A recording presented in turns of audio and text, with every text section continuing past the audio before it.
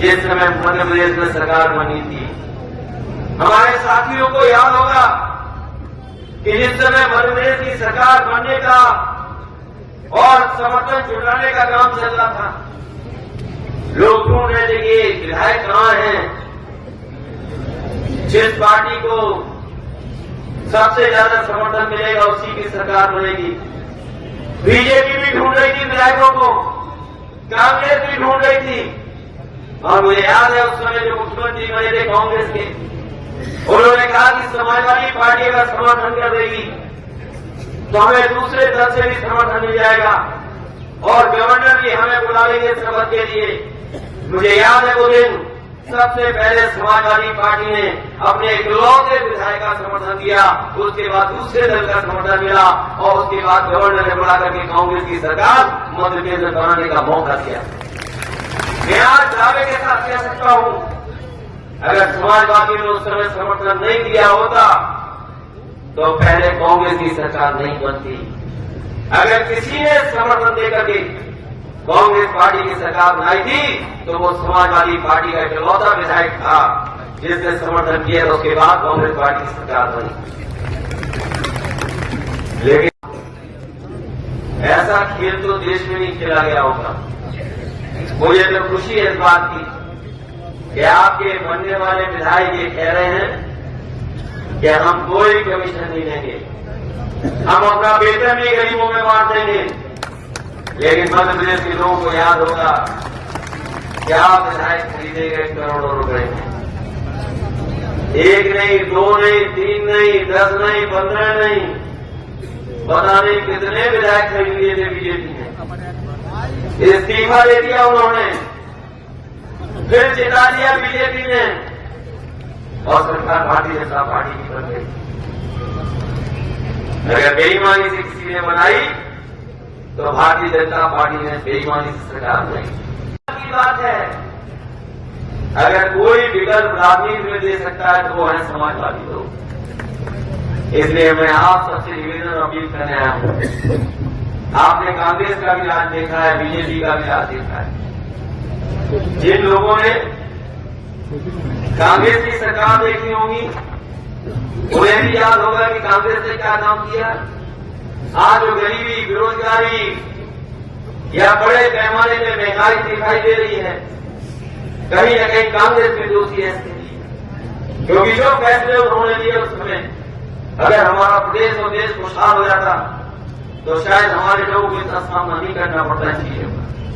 जब से भारतीय जनता पार्टी आई है, केवल उद्योगपतियों की मदद कर रही है, गरीबों को लूट करके, गरीबों का पैसा लेकर के अगर कोई मदद कर रहा है उद्योगपति अमीरों की तो वो है भारतीय जनता पार्टी। वो समय भी याद होगा जिस समय नोटबंदी हुई थी। अखिलेश यादव जिंदाबाद, अखिलेश यादव जिंदाबाद, अखिलेश यादव जिंदाबाद, अखिलेश यादव जिंदाबाद, समाजवादी पार्टी जिंदाबाद, समाजवादी पार्टी जिंदाबाद, अखिलेश यादव जिंदाबाद, अखिलेश यादव जिंदाबाद, अखिलेश यादव जिंदाबाद, अखिलेश यादव जिंदाबाद, भारत की अखिलेश यादव जिंदाबाद। भारत की मजबूरी है, भारत की मजबूरी है, भारत की मजबूरी है। अखिलेश यादव जिंदाबाद, डॉक्टर यादव जिंदाबाद। पूरी दुनिया का सफर से सो नहीं सकता, अरे जमाने भर की दौलत को सर पे ढो नहीं सकता। एक पतंग के लूटने वाले अखिलेश यादव जिंदाबाद। लीजिए हमारे रमेश सिंह पटेल साहब जो मध्य प्रदेश के हमारे अध्यक्ष हैं, माननीय पटेल साहब, लीजिए स्वागत।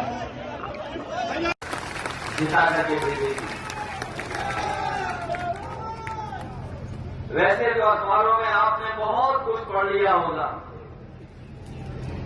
एक समय ऐसा था कि लग रहा था कि हम लोग गठबंधन में चुनाव लड़ने जा रहे हैं। हम लोगों से बातचीत हुई और पता नहीं क्या और किस कारण वो बातचीत खत्म हो गई। जहां में गठबंधन में चुनाव लड़ने का मौका मिल रहा था, मैं तो कहूंगा कि अच्छा किया कांग्रेस पार्टी ने कि अभी धोखा दे दिया। अगर बाद में धोखा देता उनका डर तो हम कहीं के नहीं बचते। इसलिए कम से कम चुनाव से पहले हमें धोखा दे दिया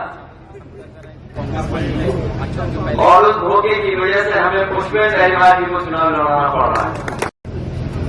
और सुबह जब मैं उठा और अखबार को मैंने देखा,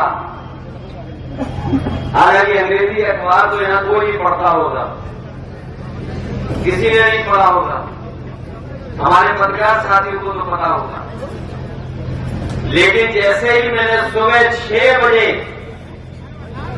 अंग्रेजी अखबार उठा करके देखा, उसमें जो फ्रंट में सबसे बड़ी खबर थी वो खबर कांग्रेस पार्टी के नेता के नाम से मिलती जुलती खबर थी। जिनके नाम में ही कमल हो, जिनके नाम में ही कमल हो, तो उससे क्या उम्मीद कर सकते हो आप? और हम तो कहेंगे पत्रकार साथियों एक बात पढ़ने अंग्रेजी का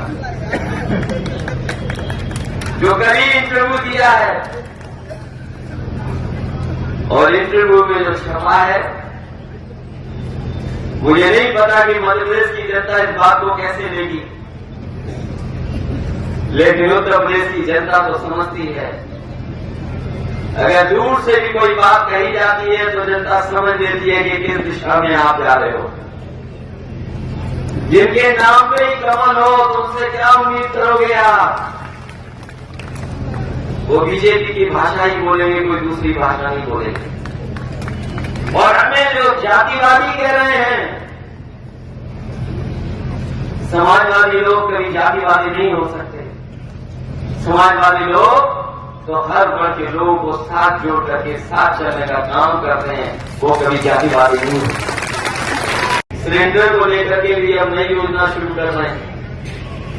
बहुत से गरीब हमारे नहीं जानते होंगे कि ये जो सिलेंडर आपको फ्री मिले थे उज्ज्वला योजना में, ये शहरों से निकाले गए थे। जब शहरों से निकल गए तो आगे कहां भेजे जाएं, तो बीजेपी ने गांव में गरीबों को ये सिलेंडर देने का काम किया। आज बताओ, अगर चुनाव नहीं होता तो क्या ये लोग सस्ता कर देते? आज जो नारे लग रहे हैं वो इसीलिए लग रहे हैं कि हमें वोट दे दो तो हम लोग आपको सिलेंडर सस्ता दे देंगे। और मैं आपको कहने जा रहा हूं, ये जैसे ही सरकार बना लेंगे, कहीं न कहीं से ऐसा हिसाब किताब बनाएंगे कि आपकी जेब से पैसा निकलवा लेंगे। बताओ, डीजल पेट्रोल महंगा है कि नहीं है? अगर मोटरसाइकिल चलाते होगे तो बताओ महंगा पैसा देना पड़ रहा है कि नहीं देना पड़ रहा? डीजल महंगा हो गया कि नहीं हो गया? पेट्रोल महंगा है कि नहीं है? और सुना है कि बिजली तो उत्तर प्रदेश से भी महंगी आ रही है मध्य प्रदेश में। जो हमारे बिजली बिल देना पड़ रहा होगा, बताओ कितना देना पड़ रहा है? और हम तो आपको बताते हैं कि उत्तर प्रदेश में समाजवादी सरकार थी तो हमारे किसानों की सिंचाई माफ थी, एक भी पैसा किसानों को नहीं देना पड़ता था।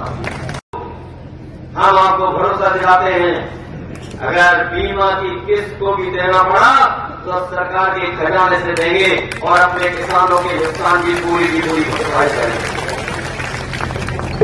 ये सड़क पर तो जानवर उत्तर प्रदेश में घूमते थे, अब तो मध्य प्रदेश में भी घूम रहे हैं।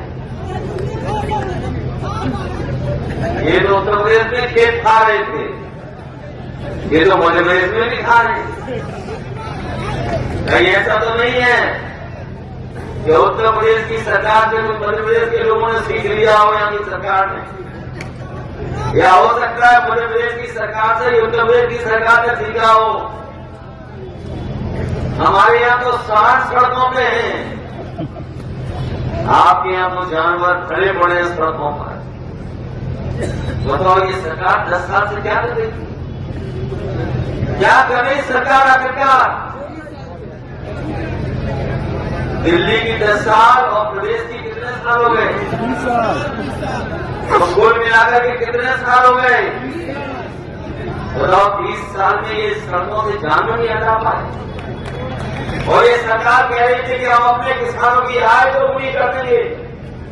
हमारे किसान भाइयों बताओ, किसी की आय दोगुनी हो गई हो तो बता दो हमें।